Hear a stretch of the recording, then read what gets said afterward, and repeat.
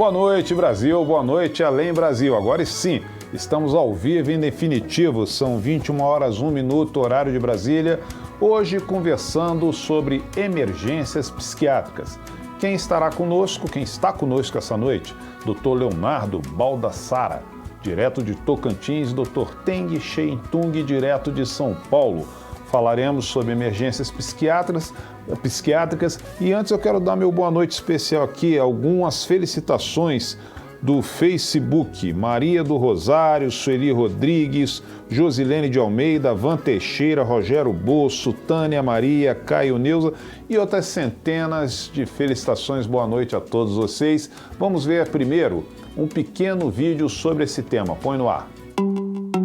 Aproximadamente 20% dos pacientes que procuram o hospital por condição psiquiátrica de emergência são suicidas e 10% são violentos. Os diagnósticos mais comuns envolvem depressão e mania, esquizofrenia, dependência de álcool e, mais atualmente, dependência de crack. Cerca de 40% dos pacientes atendidos em emergências psiquiátricas necessitam de internação. O manejo de situações de emergência aborda desde a avaliação do paciente, que na emergência deve ser objetiva e direta, sem deixar de ser completa, até a multicausalidade, que podem ter quadros como agitação psicomotora e delírios. É isso aí, falei que o tema era interessantíssimo. Você também pode participar deste programa fazendo sua pergunta através aqui dos comentários do Facebook, já que está aqui no ambiente virtual Facebook. Caso você queira fazer pela página, pelo site da ABP, sabe como? Põe no ar, Diego. Para participar é muito fácil, basta acessar o portal da ABP, www.abp.org.br. Na página de exibição do programa, encontre o formulário do Linha Direta. Coloque o seu nome, o seu e-mail, diga se você é associado ou não da ABP e preencha com a sua mensagem. Participe dos debates ao vivo do programa ABP TV. Essa aí, participe e fortaleça cada vez mais esse canal de comunicação para você, associado ou não da ABP. Eu vou fazer meu primeiro contato, meu primeiro boa noite, doutor Leonardo Baldassara. Boa noite, doutor Leonardo. Boa noite. Em nome do doutor Antônio Geraldo, nosso presidente, toda a equipe da ABP, agradeço a sua participação voluntária e já vou lhe encaminhar a pergunta da nossa internauta Ana Helena. Ela pergunta: o ECT é usado em emergências?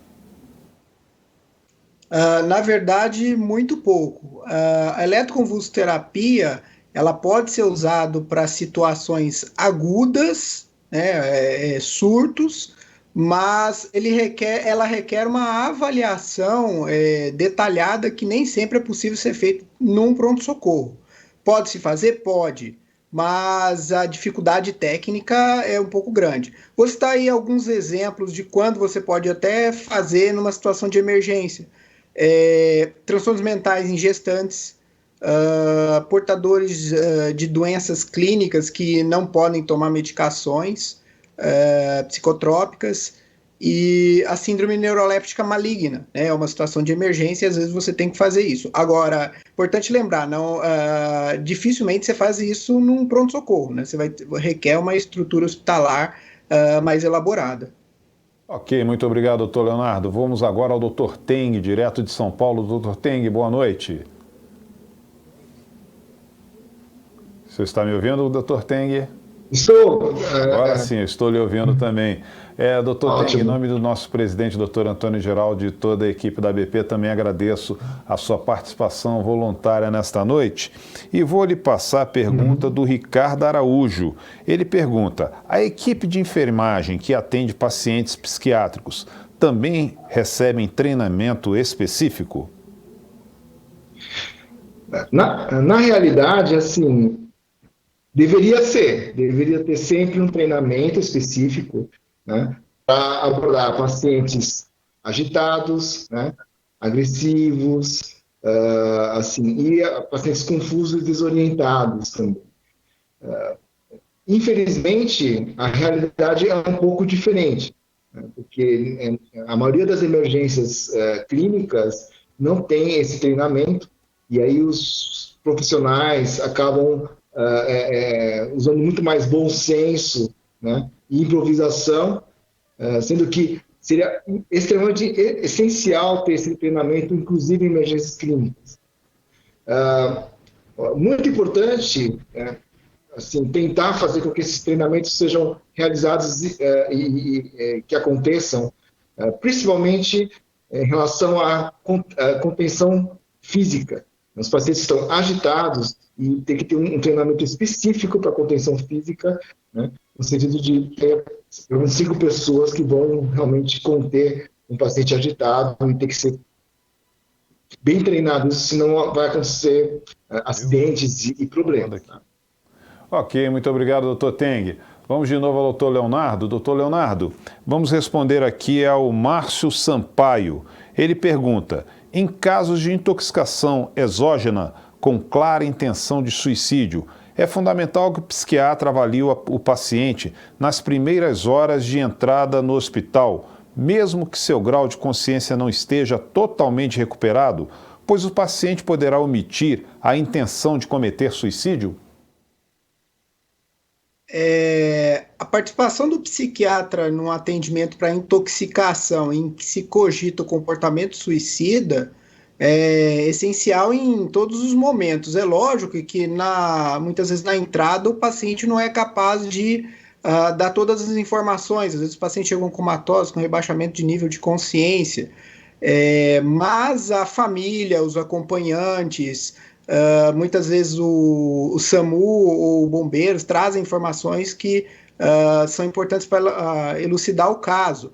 E a participação do psiquiatra já logo no início é importante porque muitos pacientes já tentaram, né, o suicídio, já tiveram esse momento da intoxicação em outras vezes na sua vida.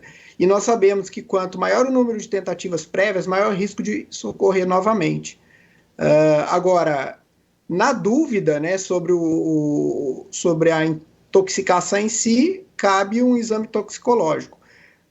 Mas pelo que entendi, a pergunta é se a participação do psiquiatra seria importante. Em todos os momentos. Acho até interessante levantar isso. Tem uma ideia de que o psiquiatra só deve avaliar esse paciente intoxicado quando o paciente acordar. Não é bem assim. Ele faz parte da equipe multidisciplinar. E ele auxilia o clínico a elucidar o caso. Ok, muito obrigado, doutor Leonardo. Doutor Teng, vamos responder aqui a senhora Cândida Mendes. Ela pergunta: qualquer pessoa pode apresentar ao longo da vida uma condição mental que caracterize uma emergência psiquiátrica digna de um tratamento imediato? Olha, na realidade, sim, né? Óbvio que não são todas as pessoas que vão precisar alguma vez na vida, mas mesmo pessoas que, por exemplo, não têm uma história de algum quadro psiquiátrico no passado, ou uma história familiar, né, de um quadro psiquiátrico, eles podem, eventualmente, adquirirem algumas doenças sistêmicas, quer dizer, que afetam o corpo, ou algumas doenças que afetam o cérebro, que vão causar alterações de comportamento, que possam exigir um atendimento inicialmente desse controle agudo do comportamento, uma agitação, um quadro confusional. Nessas circunstâncias, pode ser qualquer tipo de coisa. Por exemplo, uma meningite que começa com uma confusão mental, um diabético que fica agitado, né?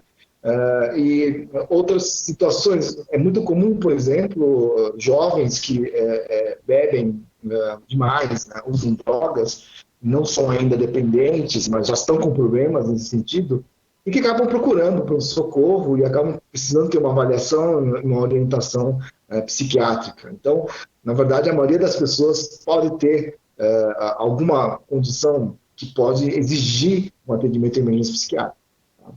Ok, agradecer aqui também a Yarin Araújo, tá elogiando aqui, excelente tema, parabéns a todos, obrigado a você, Yarinha Araújo pela audiência. Vamos agora passar ao doutor Leonardo. Doutor Leonardo, vamos responder aqui a Silvia Guedes. São 21 horas 11 minutos. Estamos ao vivo falando sobre emergência psiquiátrica. Você que entrou agora. Estamos aqui com o doutor Leonardo, direto de Tocantins, e o doutor Teng, direto de São Paulo. A pergunta agora vai para o doutor Leonardo, para responder a Silvia Guedes. O ideal em qualquer tratamento médico que se propõe a um paciente é a realização prévia de um diagnóstico acurado. Entretanto, na prática da emergência, é frequente que se iniciem ou se realizem terapias sem diagnóstico preciso em virtude da ampla necessidade de se aplacar rapidamente o curso de um transtorno mental e do comportamento? A pergunta é de Silvia Guedes. Na verdade, na emergência, nós temos situações em que é possível uma avaliação completa, como outros casos em que você tem que agir, pelo menos em parte, para depois fazer o diagnóstico acurado. Cito exemplos, pacientes agitados. Mas existe uma série de protocolos e consensos em que você sempre tem os passos a ser seguidos no atendimento. Né? O primeiro que é sempre esquecido é o cuidado do ambiente e a proteção da equipe. Né? Então, você vai atender um paciente em emergência, independente do que ele tenha, você vai olhar o ambiente e vai certificar que aquele ambiente é um seguro para o paciente e para você. Segundo passo, você vai olhar e vai ver o que está acontecendo. Né? Tem casos que o paciente está agitado, tem casos que o paciente está mais calmo, tem casos que o paciente está intoxicado.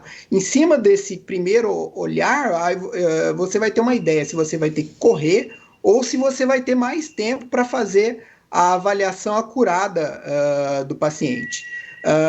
Mas o ideal é que você consiga colher a história, né, desse paciente, examinar ele, colher todas as informações da história de doença mental prévia, medicações, para depois você ver o que você vai fazer. Mas cada caso é um caso. Né? Leonardo, doutor Teng, vamos lá para responder a Josiane Sara. Ela pergunta se existe muita frequência no diagnóstico de esquizofrenia nos prontos socorros sem o devido esclarecimento diagnóstico? Então, muitas vezes,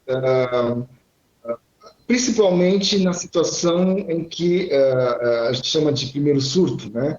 Quando o paciente ainda não teve um primeiro atendimento ou teve atendimentos muito esporádicos e não direcionados. Então, os pacientes que ainda estão com os primeiros sintomas de psicose, aí acabam procurando ajuda, a maioria deles acaba indo no pronto-socorro.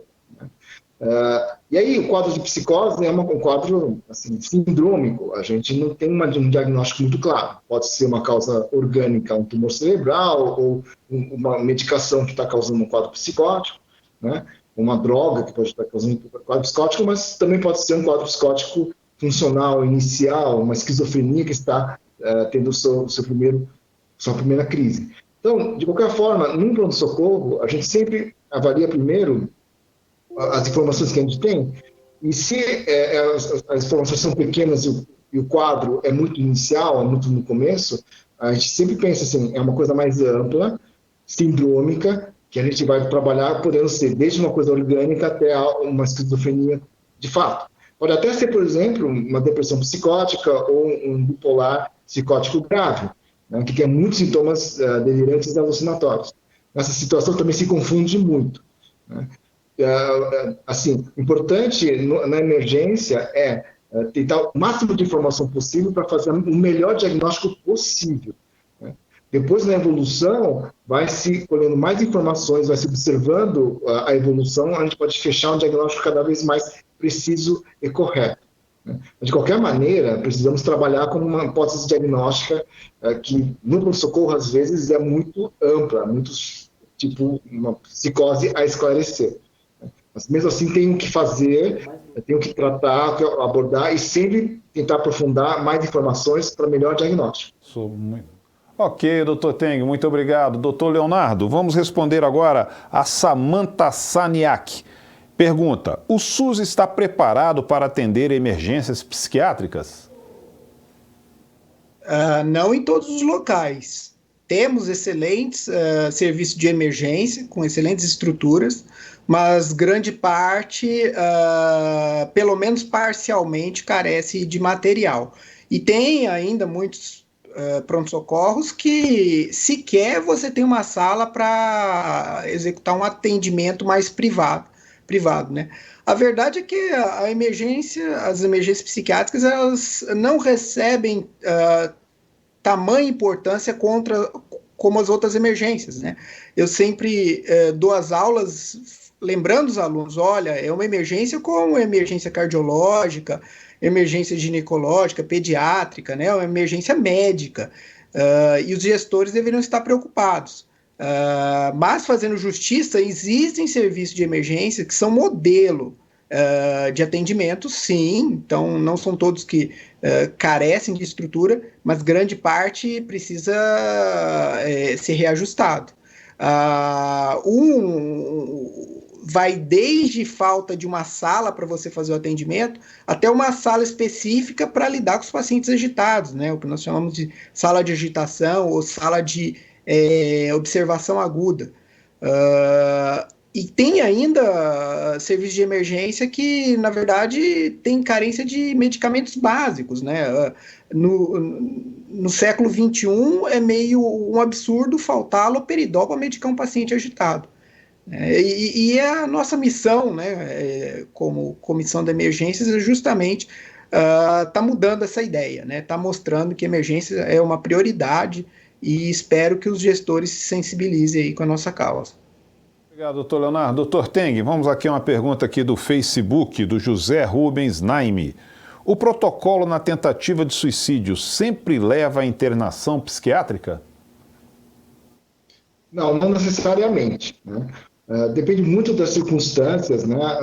Um paciente que, por exemplo, sobreviveu a uma tentativa muito grave, né, de suicídio, geralmente nessa tentativa muito grave, por exemplo, tem um enforcamento, pulou de prédio, né, sobreviveu a tiro, muitas vezes o paciente realmente precisa de uma internação, por mais que ele negue, pela gravidade do quadro, né, da tentativa. Tem alguns quadros de tentativa ou de ideação suicida importante que procuram pronto-socorro, que dependendo da abordagem, o paciente, na verdade, o paciente suicida, na imensa maioria das vezes, ele é meio ambíguo e flutuante. Ele tem o desejo de morrer e tem o desejo de ser salvo. Isso varia muito. Às vezes, o fato de dar um bom apoio, uma boa orientação, já ajuda muito o paciente a pender para o lado de querer ser salvo. Nesse sentido, precisa acionar o serviço social para poder chamar a família. Muitas vezes os pacientes chegam sozinhos, né, desesperados, estão sozinhos. Então tem que acionar o serviço social para que chame a família ou uma pessoa significativa. Às vezes a pessoa mora sozinha na cidade e não tem nenhum suporte. Às vezes tem que chamar um vizinho, um amigo, um padre, alguém que seja significativo, que a pessoa confie, para que possa dar esse suporte e levar esse paciente rapidamente para um atendimento mais prolongado, no sentido de ser um atendimento ambulatorial, por exemplo. Né? Então, às vezes, aliás, muitas vezes, com uma boa orientação, com uma boa construção de suporte social, né? Assim, a gente consegue levar o paciente para um tratamento eficaz fora do pronto-socorro.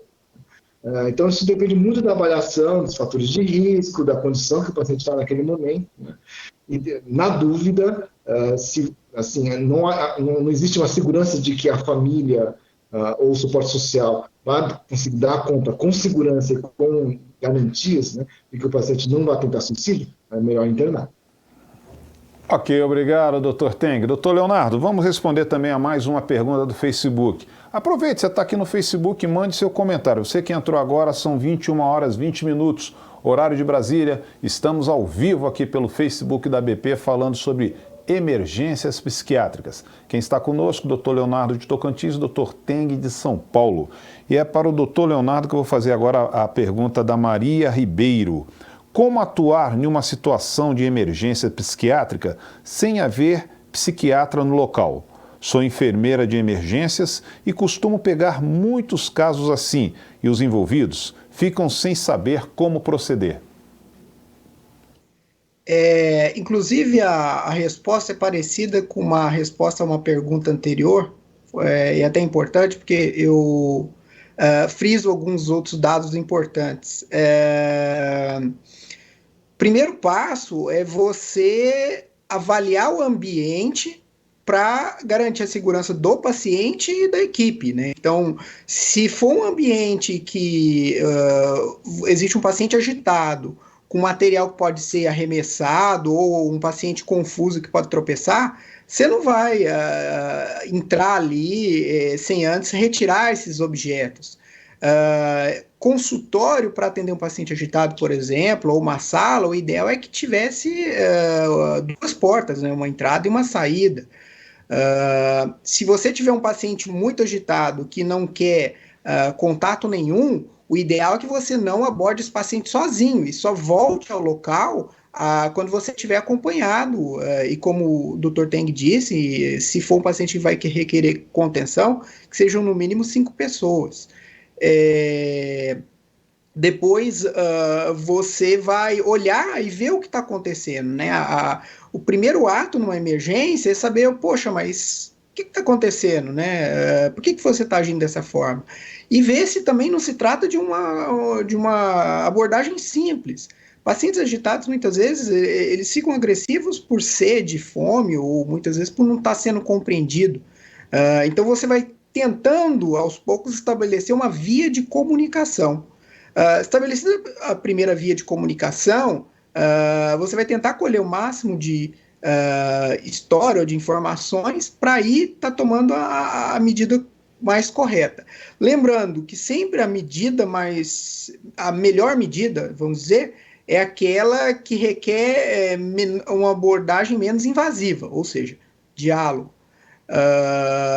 O diálogo não foi estabelecido, o ideal é você levar esse paciente para um ambiente mais privado, restrito, e ali começar a cogitar contenção, medicações. Se você tiver, por exemplo, na residência de um paciente, o que você pode fazer é tentar mediar a situação até que o serviço de emergência apropriado chegue ao local. Mas lembrando, eu não recomendo atender paciente em emergências sozinho. A gente tem casos aí de profissionais que passaram situações muito difíceis, porque chegam na residência sem preparo algum, sem ter uma ideia do que ele vai encontrar no local. Obrigado, doutor Leonardo. São 21h23, horário de Brasília. Eu quero aproveitar essa boa audiência que estamos tendo com esse tema de hoje para mandar um recado para você.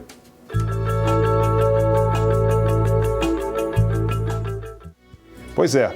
Esta semana tivemos 3 sorteados para a 22ª Jornada Regional Centro-Oeste de Psiquiatria e 3ª Jornada Goiana de Psiquiatria, que acontecerá nos dias 12 e 13 de agosto em Goiânia, Goiás.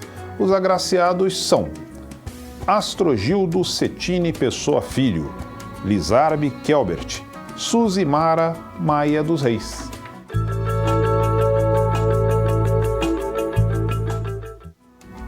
Recado dado, vamos direto agora a São Paulo para o Dr. Teng responder aqui a mais uma pergunta do Facebook do Nilo Brits. Tentativa de suicídio relatada por outra fonte que não o paciente é critério para internação? Também sempre depende, né? Porque numa situação em que você está avaliando um paciente em emergência psiquiátrica e a situação é de suicídio, né? Quer dizer, ideação de suicídio, de risco de suicídio, tudo depende do que é falado, quem fala, né? Então, o acompanhante, quem que é essa pessoa, se é uma pessoa muito próxima, se é uma pessoa que pode dar um relato confiável ou não, né? Às vezes é uma pessoa próxima, mas que está em litígio com o paciente. Então, o paciente não vai confirmar nada, vai, inclusive, se confrontar com versões, né, assim, dessa outra. Então, tem situações das mais diversas. Óbvio que, em geral, o paciente suicida que realmente deseja se matar, ele tende a esconder o desejo, né, tende a camuflar para que ele não seja internado, para que ele possa realmente realizar o ato. As informações de acompanhantes confiáveis, né, podem assim, deixar mais claro o panorama e mostrar o real nível de gravidade. Se na avaliação dessas informações todas, principalmente das pessoas que são confiáveis, né, que estão trazendo essa informação, que conhecem bem esse paciente, a gente tem que levar em consideração e realmente, de acordo com a avaliação de gravidade, indicar uma internação. Doutor Teng, doutor Leonardo, vamos agora a José Talisson. Boa noite. O que fazer em caso de emergência quando o paciente se encontra em estado psicótico e se recusa a sair de casa para ir ao pronto-socorro? Se o paciente apresenta um comportamento que coloca ele em risco de vida, tais como não comer, não beber água, se tornar agressivo, comportamento suicida, o mais correto é chamar o serviço de emergência, SAMU, Corpo de Bombeiros. É lógico que antes disso, deve-se tentar convencer o paciente a ir a uma consulta. Esse paciente não concordando, a família tem que chamar o serviço de emergência e ele vai ser encaminhado para um pronto-socorro, onde ele será avaliado. Outra coisa, não recomendo o atendimento domiciliar. Lógico, cada caso é um caso, às vezes o paciente já é um paciente conhecido do médico, até pode-se cogitar um atendimento domiciliar, mas se esse paciente, principalmente, estiver agitado e agressivo, eu não recomendo atendimento em casa, chamar o serviço de emergência mesmo, deixar ele ser avaliado no ambiente estruturado e apropriado para tal. Ok, obrigado, doutor Leonardo. Doutor Teng, vamos lá à pergunta da Júlia Bica. Boa noite, qual o critério adotado para indicação de pernoite no CAPS 3? Olha, assim, esse é um grande problema, porque, assim, considerando o CAPS 3 pelas regras atuais, né, vários CAPS 3 não tem nem médico à noite, né?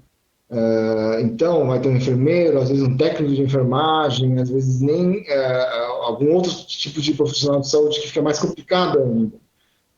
Então, depende muito de como é que é a estrutura, quais são os profissionais que vão trabalhar nessa pernoite.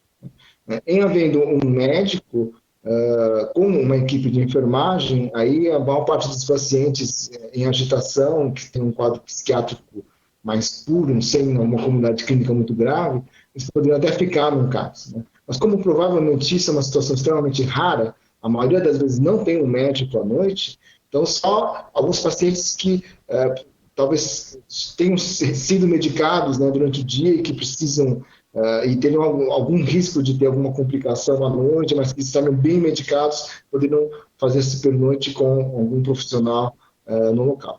Eu não recomendo que tivesse qualquer serviço, né, que mantenha um paciente, né, em observação sem um médico responsável, né, no local. Porque se tiver alguma complicação mais grave, de alguma agitação, que precisa de alguma alteração de medicação ou de conduta, não vai ter um profissional adequado para fazer essa orientação. Assim, um enfermeiro ou um técnico de enfermagem, qualquer outro profissional, não poderia fazer essa avaliação mais completa, né? Então, eu particularmente assim, tenho uma posição de que os CAPS 3 que não tem um médico de plantão na pernoite, assim, não deveriam nem ter um serviço noturno. Tá? Essa é uma posição minha particular, que eu acredito que a maior parte de quem trabalha com emergências psiquiátricas concorda. Obrigado, doutor Teng. Doutor, antes de eu chegar para fazer essa pergunta para o doutor Leonardo, quero aqui registrar e agradecer a audiência do nosso associado, doutor Sérgio Frasblatt. Ele manda agradecer a participação do Dr. Leonardo, Dr. Teng, dizendo que as explicações estão muito claras. Parabéns, obrigado ao Dr. Sérgio pela audiência. Dr. Leonardo, agora sim, quando o caso é com crianças e adolescentes, é feita uma abordagem diferente?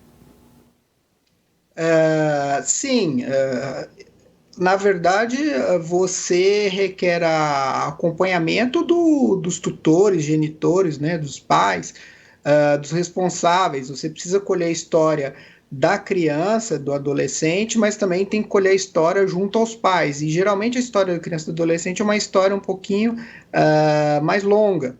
E não deve ficar só preso à situação comportamental em si, mas você às vezes tem que entrar em algumas situações como dinâmica da família, comportamento com os colegas, dinâmica na escola, que muitas vezes a criança chega agitada e pensa assim um transtorno psicótico ou algo maior e você vai avaliar e às vezes é um transtorno emocional ou algo mais do comportamento de ordem psicológica. Outra coisa é a exclusão, né, de doenças clínicas, né, que nem todo serviço às vezes está apropriado para avaliar a criança, né, então às vezes você precisa de um pediatra estar do lado, então para excluir causas orgânicas que estariam causando a emergência. E, principalmente, na hora de tomar a conduta medicamentosa ela é muito mais delicada para a criança e para o adolescente. Não só por causa do ajuste de dose, como muitas pesquisas e estudos mostram que a criança e o adolescente não têm o mesmo benefício, a mesma resposta que os adultos para as medicações. Cito agora até um estudo recente que demonstrou que os adolescentes não têm tanto benefício com os antidepressivos quanto teriam os adultos, né?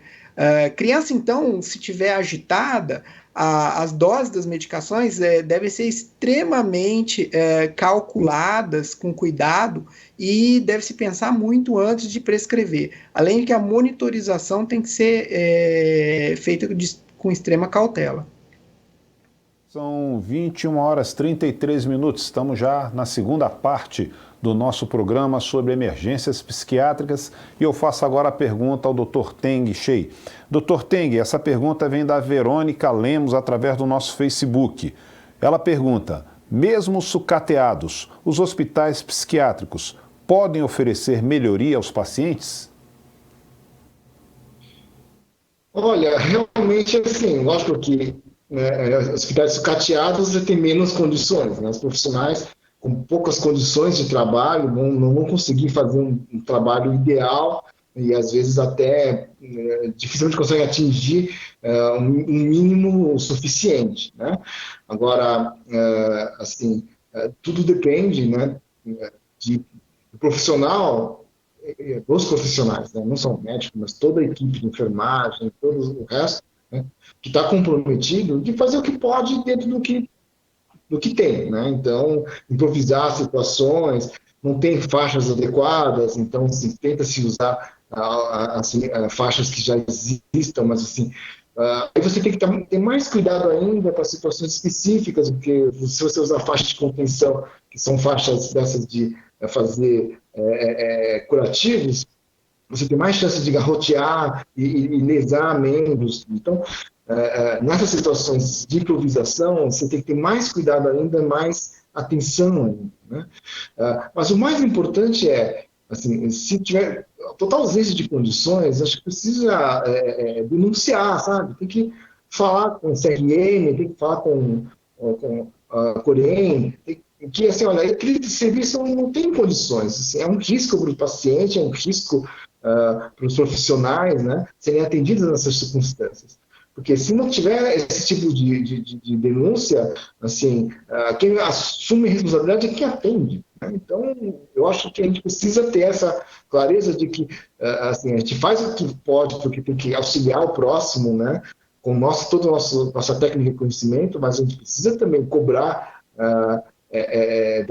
dos gestores assim, condições para trabalhar, né? Assim, para trabalhar e oferecer um serviço adequado e tecnicamente assim, funcional, né? E útil, pelo menos. Tá? Algumas perguntas estão chegando sobre a questão da continuidade, da repetição desse tema. Eu lembro que logo após a transmissão, este programa estará disponível no canal do YouTube da ABP. Agora vamos ao doutor Leonardo. Doutor Leonardo, vamos responder aqui também a mais uma pergunta que chegou pelo Facebook, do José Rubens. Ele pergunta se é necessário hospital psiquiátrico, ponto-socorro psiquiátrico, ou pode ser feita a emergência em hospital geral mesmo? Na verdade, quando você fala emergências psiquiátricas, é qualquer alteração do comportamento causado por um transtorno mental que requer atendimento imediato. O atendimento às emergências ocorre em qualquer lugar. Em casa, na rua, nos ambulatórios, né? Às vezes você está consultando o paciente e não espera uma determinada situação. Agora, se ele talvez esteja se referindo à estrutura, né? Qual seria a melhor estrutura? Lógico, a estrutura do pronto-socorro no hospital geral te dá um aparato que você consegue fazer um diagnóstico diferencial muito mais acurado, principalmente das causas secundárias orgânicas. Ao mesmo tempo, hospitais psiquiátricos que têm pronto-socorro têm uma equipe que é mais treinada e muitas vezes o hospital geral não tem. Então, se por um lado o hospital geral ele acaba tendo uma estrutura, vamos dizer, médica melhor, a equipe do hospital psiquiátrico, muitas vezes, né, nem sempre, tem uma equipe mais preparada. E olha que eu te falo porque eu já trabalhei em todos os ambientes disponíveis em todo esse país, e eu te falo, não existe o perfeito, mas existe o mais próximo ideal. Então, se for para escolher entre esses modelos, eu preferia, né, um pronto-socorro no hospital geral com uma equipe treinada em emergências psiquiátricas. Ok, doutor Leonardo. Doutor Teng, vamos responder agora aqui a Fernanda Charneski. O que fazer quando profissionais não querem atender emergências psiquiátricas? Tem alguma lei da enfermagem que proíbe?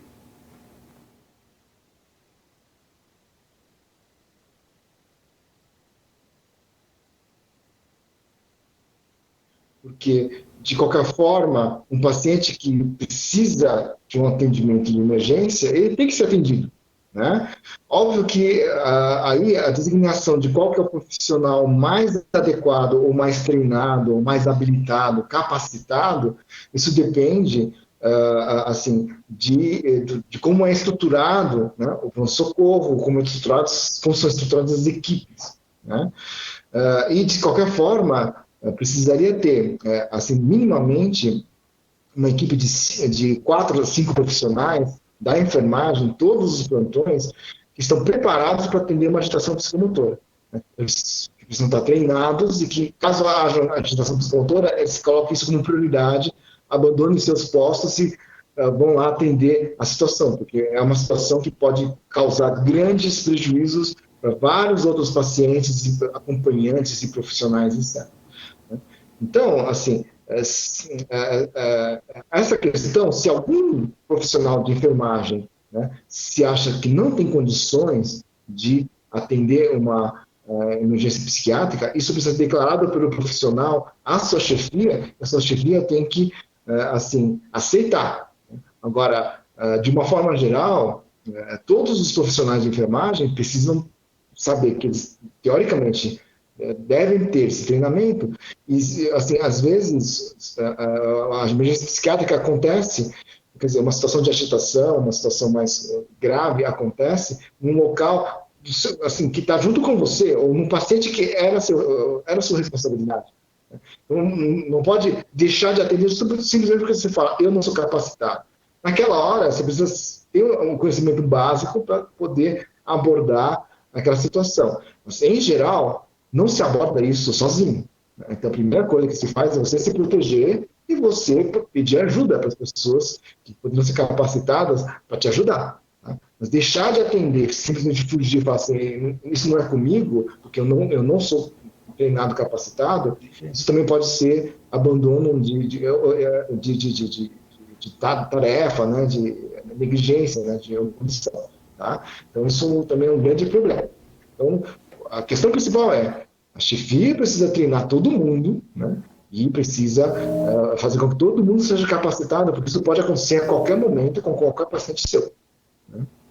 Obrigado, doutor Teng. Doutor Leonardo, vamos responder agora ao Luan Diego Marques. Ele pergunta, como lidar com ordens judiciais de internação quando o paciente não apresenta indicação médica para tal? Primeiro você tem que ver o que a ordem judicial solicita. Vejo que muitos profissionais ficam um pouco tensos quando recebem um mandato judicial, mas também muitos não se atêm às solicitações dos juízes. Grande parte das solicitações, na verdade, elas até nem estão determinando, elas solicitam uma avaliação e conduta a critério do médico, né? Então, você lê lá e vê mais ou menos o que o juiz está querendo, avalia o paciente, vê a real necessidade dele estar lá. Se o juiz determinar que o paciente fique mesmo no pronto-socorro até segunda ordem, você faz sua avaliação e encaminha um relatório ao juiz dizendo qual seria a melhor conduta. Agora, se o juiz não deixar escrito lá que o paciente deve ficar internado e o critério é do médico, aí a conduta é do profissional que atendeu, a conduta é técnica. Ok, obrigado, doutor Leonardo. Doutor Teng, vamos responder aqui ao Lolo. Os CAPS 3, que têm leitos de crise sem a presença de médicos à noite nos finais de semana, têm condições de substituir os serviços de emergência nos hospitais? Assim, na minha opinião, creio que não. Assim, primeiro porque a boa parte das emergências, não a maioria, mas assim, pelo menos em torno de 20% das emergências psiquiátricas podem ter alguma complicação clínica, assim, desde uma infecção urinária ou alguma lesão cerebral, ou uma descompensação clínica associada ao álcool, por exemplo, que precisa de uma abordagem médica, até nem sempre psiquiátrica, mas médica clínica, médica cirúrgica mesmo. Né? E isso, com certeza, no CAPS 3, nos horários de plantão, né, os pernoites e fim de semana, isso não vai ter fácil. Né? E também você precisaria ter, pelo menos, a garantia de que, se houver alguma coisa que aconteça nesse sentido clínico, né, e que o CAPS não tem condições de cuidar no local, tem que ter uma ambulância ou algum transporte adequado para levar esse paciente para um pronto-socorro ou um serviço que possa cuidar dessa situação emergencial clínica. Né? E mesmo assim, se o paciente que está internado à noite, ele potencialmente está um pouco mais grave, né? Ou no fim de semana também, potencialmente está mais agudo e mais grave. Ele pode ter uma agitação. Se só tiver um profissional técnico de enfermagem para lidar com um paciente que está agitado, ele não vai conseguir lidar. Então, precisaria ter toda uma equipe realmente preparada para isso. Por isso que esse modelo em que os CAPS 3 têm poucos leitos, com um funcionário ou dois, eventualmente, sem um médico, na verdade, tecnicamente, não se sustenta. Né? Assim, é muito risco para a equipe, pouca chance de um cuidado adequado para os pacientes, né? E não se cobre a gama de situações realmente mais complicadas que podem acontecer com uma boa frequência nesse tipo de caso. Então, assim, na verdade, esses CAPS 3 precisam estar mais vinculados e mais organicamente funcionantes com o resto do serviço de saúde, não só saúde mental, mas também saúde geral, né, assim, de hospitais e pronto-socorros clínicos e cirúrgicos, tá? Eu acho que a proposta parece bonita, mas assim, na prática, assim, tem muitos buracos e muitas questões éticas complicadas nessa situação. Obrigado, doutor Teng. Vamos lá, doutor Leonardo. Doutor Leonardo, a Michele Fagundes da Silva, ela pergunta, e no caso de adolescentes psicóticos, qual a abordagem e caso a cidade não tenha o trabalho específico, onde devem ser acolhidos ou internados? No caso de um paciente psicótico, independente da idade, a primeira averiguação é se ele não pode receber o tratamento em casa. A maior parte dos pacientes, depois de uma conversa, de uma avaliação, ele aceita a medicação por via oral. Mas vamos supor que esse paciente não tenha condições de ir para casa, né? O ideal é que ele seja encaminhado para uma enfermaria que dê suporte a adolescentes. Não tendo, aí cabe a cada região. Cito aqui em Palmas, Tocantins, nós temos uma regra que até 12 anos vai para o hospital pediátrico, de 12 anos em diante vai para o hospital geral. Cada local tem o seu critério, né? Agora, as enfermarias exclusivas de adolescentes são raras em nosso país, né? O ideal é que tivéssemos mais. Mas, assim, antes de qualquer medida, também é importante você pensar o seguinte: poxa, não dá para tratar em casa, mas será que se 2 dias numa emergência de pronto-socorro também não é suficiente para melhorar esse paciente ele voltar para casa? Eu sempre defendo a emergência como o ambiente da emergência como um meio termo entre o ambulatório e a internação, e muitas vezes o atendimento pronto-socorro impede uma internação se ele for bem feito, né? Então, o que eu estou dizendo tenta a todo custo não internar, né? Se precisar, aí vai depender do suporte da região. Obrigado, doutor Leonardo. Doutor Teng, vamos lá, a pergunta de Stephanie Bonifácio. Boa noite, gostaria de saber quais as maiores causas de emergências psiquiátricas no pronto-socorro. Então, em geral, agitação psicomotora, né? Pode estar assim, associado com violência, né? As tentativas de suicídio, né? Assim, tem, por exemplo, casos de drogas, né? Dependência de drogas, abstinências e intoxicações agudas, assim, de várias drogas, né? Do álcool, cocaína, crack, assim, raramente opiáceos e tal, mas essas solventes, por exemplo, né? Intoxicações por solventes. Também aí tem outros casos, por exemplo, de pacientes com crises agudas de ansiedade que podem procurar um pronto-socorro, né, com essa questão, né? Também, mais raramente, quadros conversivos, dissociativos, idosos demenciados que às vezes são encontrados na rua perdidos. Então, esses já são outros quadros não tão frequentes, mas que podem acontecer no pronto-socorro. Isso é mais ou menos o panorama mais comum de se ver numa emergência psiquiátrica. Okay. Gostaria de perguntar ao doutor Leonardo. Doutor Leonardo, em agosto vai acontecer um evento sobre emergências psiquiátricas em São Paulo. Gostaria que o senhor falasse desse evento. É a 3ª Jornada Nacional de Emergências Psiquiátricas, né, organizada pela Associação Brasileira de Psiquiatria e pela Comissão de Emergências da ABP. Estamos aí no 3º ano com um programa assim, muito interessante. Cada ano nós tentamos trazer novidades e com um hall de palestrantes com um grande conhecimento nas áreas de emergências, né? E contamos aí com a presença de todos, né? Inclusive estamos felizes porque todas as jornadas a ocupação foi máxima, né? Então supriu as expectativas. Então fica aí o convite para os nossos espectadores. Obrigado, doutor Leonardo. Bem, gente, faltam 9 minutinhos para as 10 horas. Eu vou aproveitar esse tempo, pedir as considerações finais dos nossos 2 participantes. Realmente o programa hoje com muita audiência, muito participativo. Primeiro, doutor Teng, suas considerações finais sobre a participação de hoje no programa ABP TV.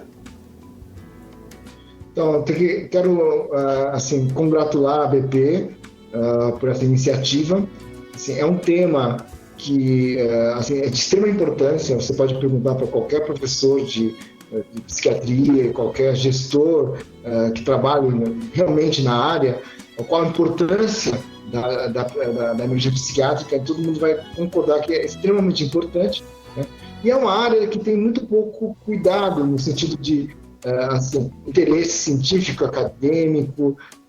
Assim, por exemplo, é uma área que se um psiquiatra nunca pensa que eu vou viver trabalhando na emergência psiquiátrica. É o último emprego que as pessoas procuram, né, ter. Assim, geralmente é o primeiro que eu abandono, né? Mas ele é muito importante, porque os pacientes assim, mais graves, que precisam de mais ajuda, eles vão ser atendidos dentro dessa dessa conceitualização, né, de ter um lugar, uma equipe e uma estratégia de atendimento. Isso precisa ser aprimorado sempre. Por isso que eu congrato novamente a ABP por essa iniciativa, né, a Comissão de Emergências Psiquiátricas, a qual eu represento o professor Leonardo também. Né, e esperamos que todo esse trabalho possa trazer mais interesse, né, e mais avanços nessa área. Obrigado, doutor Teng. Doutor Leonardo, suas considerações finais sobre a participação de hoje no nosso programa. Gostaria de agradecer a toda a equipe, gostaria de agradecer à ABP pelo convite, agradecer aí aos espectadores, aos ouvintes, agradecer bastante à Comissão de Emergências Psiquiátricas, né, que estamos aí todos lutando para poder divulgar melhor as emergências, lembrar, né, que emergências psiquiátricas vamos dizer, uma prioridade dentro da saúde. Todo profissional de saúde deveria se interessar e estudar. Eu defendo muito que a emergência psiquiátrica deve receber um olhar técnico, né, como o Dr. Teng disse. Ainda se tem muita atitude empírica, né, decisões empíricas em cima das emergências. Na verdade, nós estamos no momento científico em que nós temos formas de desenvolver emergências psiquiátricas baseadas em evidência. Então, todo profissional tem que ser treinado. E também espero sensibilizar aí os nossos gestores públicos, né, para o futuro, valorizar mais a importância das emergências nos nossos locais de atendimento e melhorar a qualidade de vida dos nossos pacientes. Muito obrigado, doutor Leonardo. Em nome do doutor Antônio Geraldo, nosso presidente, e toda a equipe da ABP, agradeço muito, muito a participação do Dr. Leonardo, direto de Tocantins, Dr. Teng, direto de São Paulo, agradecendo essa participação voluntária, agradecendo a equipe de comunicação da ABP que faz com que esse programa chegue até vocês todas as segundas-feiras a partir das 21 horas, mas agradecendo principalmente a você, internauta, até agora chegando aqui no nosso Facebook. Felicitações, agradecimentos, vocês todos estão de parabéns pela participação. Estaremos de volta na próxima segunda-feira às 21 horas. Perguntaram sobre o tema vai ser divulgado durante a semana aqui no site da ABP. Lembrando que esse programa fica disponível já no canal do YouTube na ABP. Tenham todos uma semana muito vitoriosa e até a próxima.